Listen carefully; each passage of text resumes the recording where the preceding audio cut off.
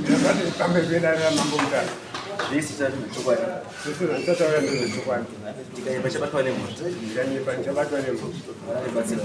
Mwanabatsira.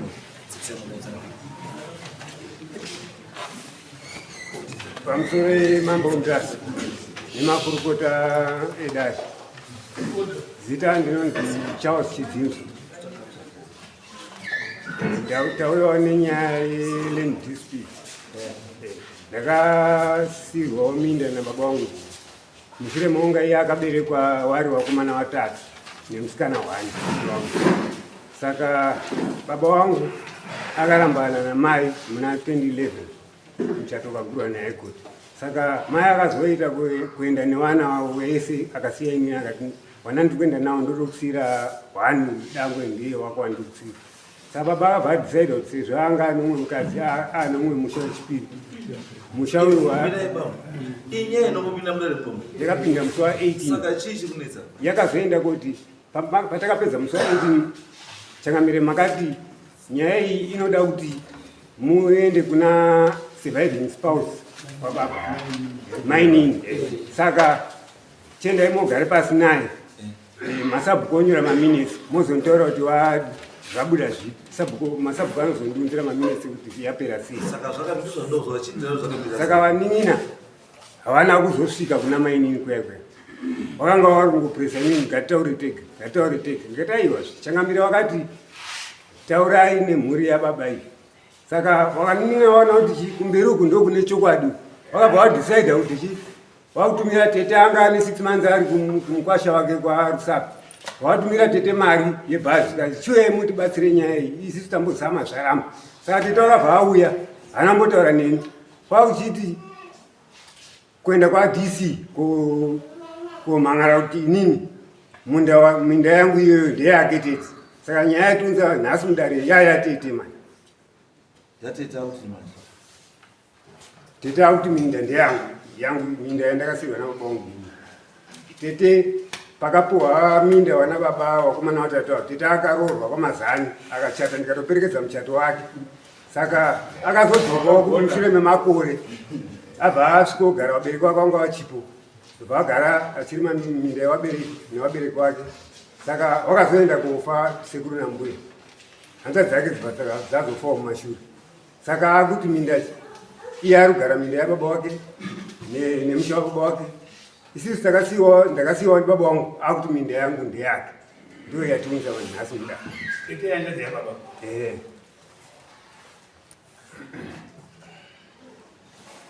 Yekutanga munopedza ke. Yekutanga yanga yagumire papo kunze ndemo. Hamuna kuenda kuna mainini. Wanin'ina ndo asina kuenda. Inini ndakataura navo kuti ndo nyaya iripo. Wanin'ina vanzi vauye kwamuri. Saka ndakamirira kuti vauye kuzokudaidzai kuti tigare pasi. Saka tatomira takadaro. Saka vabva vasarudza kuenda kotora tete kuti achinje nyaya. Ende havachanangani neni vakunangana nemunhu wandakapawo mudara. Vakusungisa iye.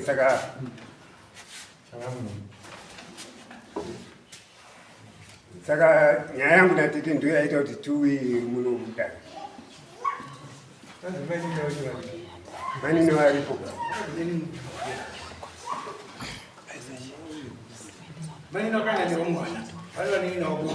Mainini vakabereka wavo wana 15 nyowani yababa. Yamaikuru ndiyo yakasiyiwa inini mushure mounga vamwe vana vese vaenda namai. Saka baba bva vati iwo wawako uyu musha wawako inini ndakugara kwamaini.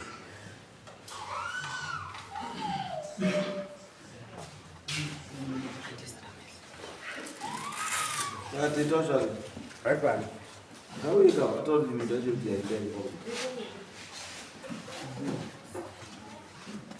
pamusoro itangani nangomudzidzi wayo ini takaberekwa tiri vakomana 4 ndini kuti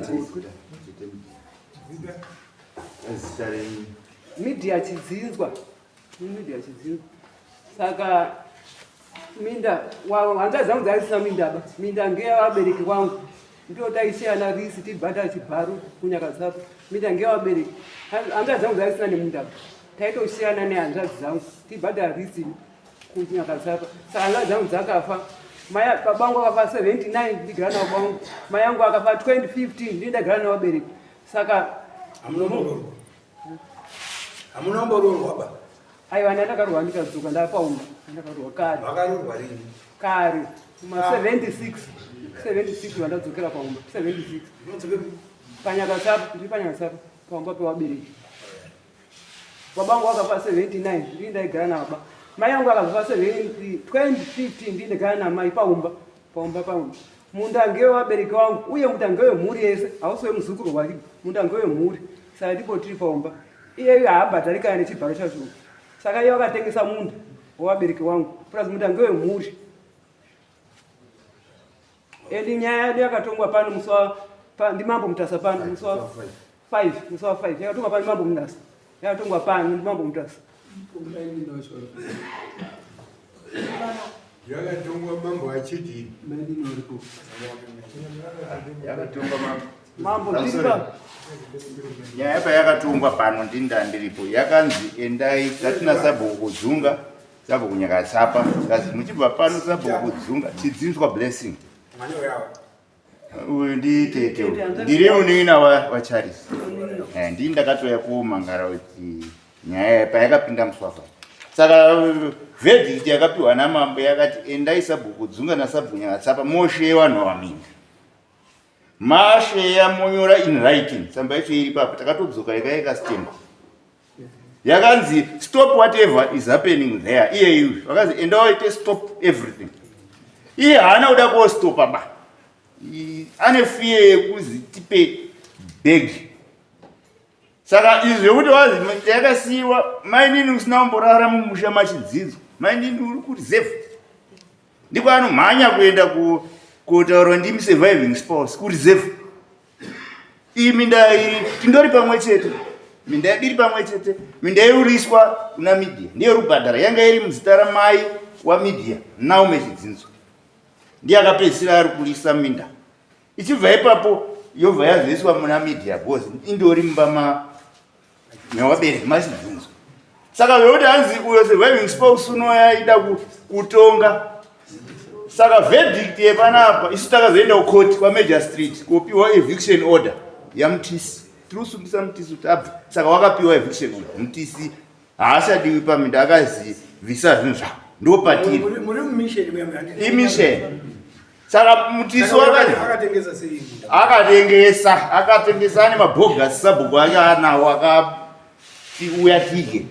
Vakabhadhara. Umwe wacho wakatodzosa 1000. Umwe bogus sabhuku wacho wakatodzosa 1000. Pane anga ari panapa kupinda padare anozi Nectar. Ndiye go between waMutisi. Wakatotora 1000 yakadzoswa nabogus sabhuku. Wakaisa muhomwe. Isusu we told kuna Mutisi.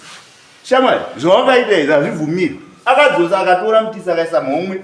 Akafonera wazi wakapiwa 1000 here Mutisi. Iwewe Nectar akati anopiwa. Wakati hanzi ndichatengesa iyo land stand yangu kuti ndidzose. Go between wake waakapa 1000 uzvo. Saka uyu akutroya kuda kubuda munyaya. Parudiwa 3000. 1000 yakadzoka.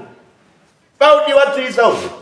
Saka wakotora kureserve uko kuti wewe muti ndini surviving spouse. Ambatsire ndiye anofanira kumupa 3000. Yakudzosa kuti Mutisi abve. Wewe Mutisi atorwa chama ndikuvisa waya yangu ndakaupa mari yangu. Uyu hapana chiruzikana baba. Autotsvaga utamugate. Kundobuda nepapi unotora munhu ari kureserve hanomborara iye manyini anotaura hanomborara kana usiku humwe chete pamusha ipapo. Wewe ndiye surviving spouse. Takakanira nachitunha isusu. Manyini anotaura murume wakanga akabva vataura kwandi hakusiri kwangu ba. Ndau takakanirana wakatunzira mapurisa izvo. Tikati hatikanirani chitunha torai. Wakaiga uko. Takapedza nyaya izvi. Isi nyaya yedu verdict yakabva kwaMajor Street. Mutisi is not wanted on our land. It's our family land. Ndo pane nyaya. Kana wachida ngavanapire kuHigh Court. Zapedza.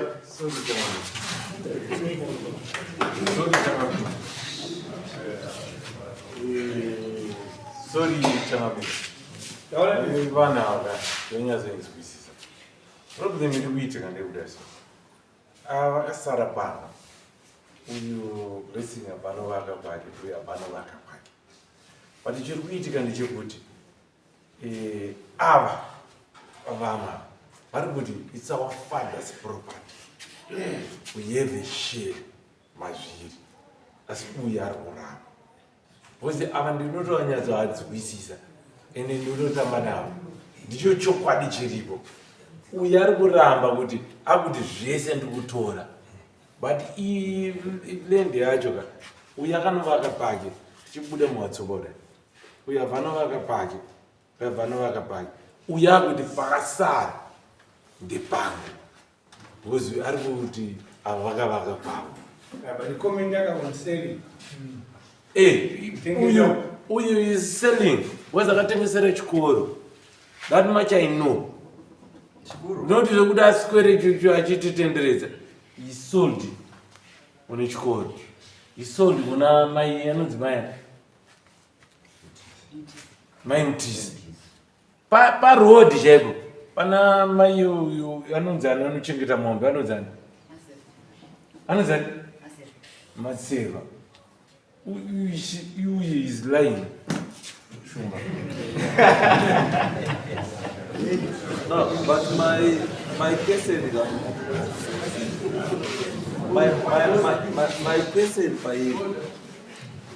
my question, according to somebody, the agreement of lease, it means that I'm missing some more than Land Methodist. So who should be suing Munatengesa Land Methodist? Who should be suing Munatengesa Land Church? It's the church. So you are all improperly before this court.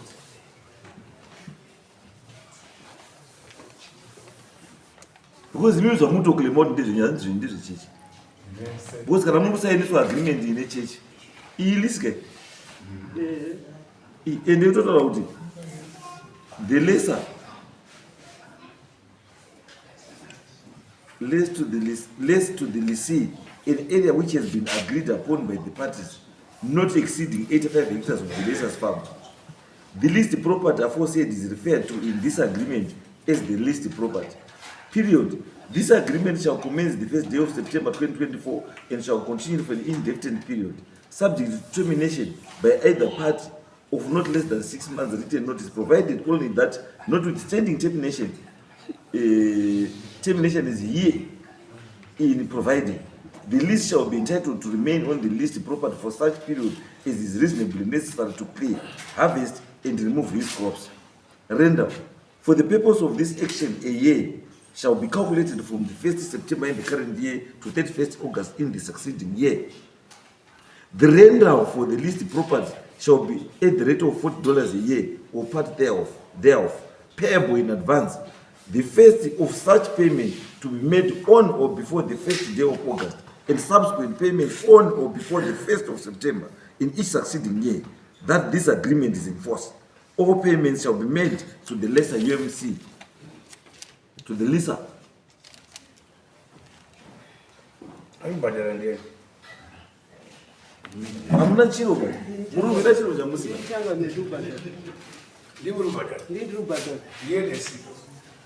Saka lisi ilipo Yesu siso Mungu ndio huyu. Ndio alubadala. Mungu changa mimi. Saka ndiye mulizele ndiru. Ndio ane controlling power. Asimanje. Ani agreement. Palendi papo. Ani agreement ni Methodist Church. Was ndio walizele. United Methodist total out usakato badarawo tunokubeledi. Tutokupa 6 months notice tutokubisa. Sasa ndizo za diskurama. Ndio patili. Basi huyu wako isa umwe.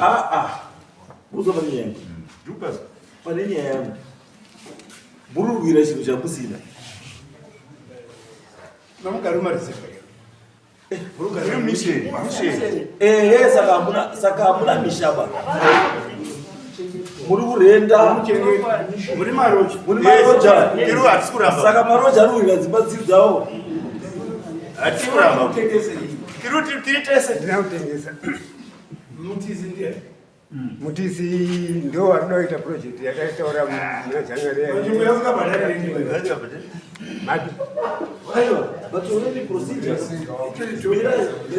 is dubious zvese zvikuitika zviri dubious and illegal because as long as this this lease agreement atisi muridzi weneni ndiye maifanira kuenda kuripota kwaari kuti uyu munhu arikutengesa chii arikutengesa leased land imamangazviva sei because tete as of now munhu arikutobvumidzwa kuti akarugara panzvimbo kuti tete because ndiye arikubhatira $40 saka muno muri kudei because maifanira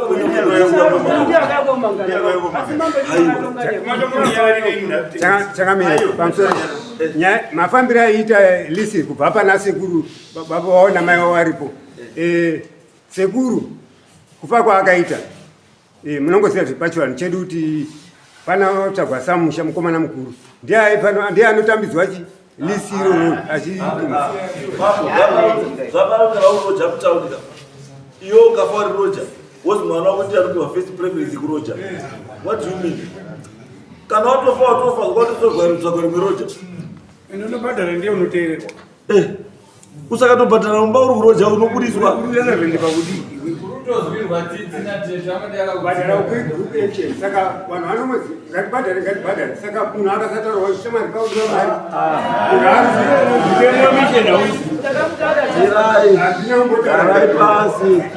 garai pasi andinambotaura nemunhu garai pasi ndinoda kubatsirai muri kuendesana kumakoti nechinhu chisiri chezvo anofanira kunge ari kuendesa murume we for illegal sale of land kucourt iunited methodist church because united methodist church ndiye muridzi weland iyo yamuri kuwira because ukaona mucondition one of the conditions yamakanyorana agreement lease agreement iri yekuti if you don't pay $40 dzikudiwa pagore unopiwa 6 months otodzingwa so it means muridzi weland ndiye EMC saka anonga rufanira kusungisa munhu for illegal sale of land ndiani EMC imi muri maroja ari kusungisana wakati wakati uri roja because vada kwakachikora they should go through the Methodist church do you know about this not you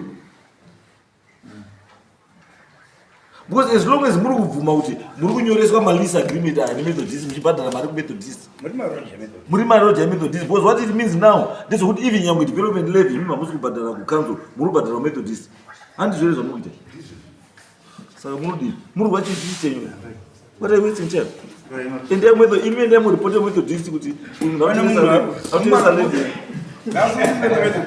ande bye bye thank you